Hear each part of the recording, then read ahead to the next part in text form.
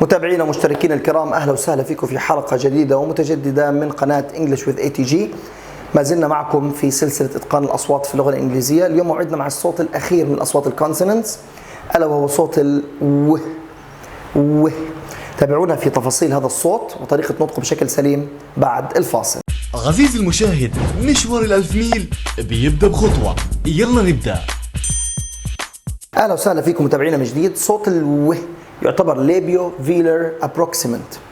هذا الصوت نلفظه بهذا الشكل و. ممكن نلاقيه في كلمات مثل wet, walk, work. Listen, watch and repeat after me. Wet, walk, work.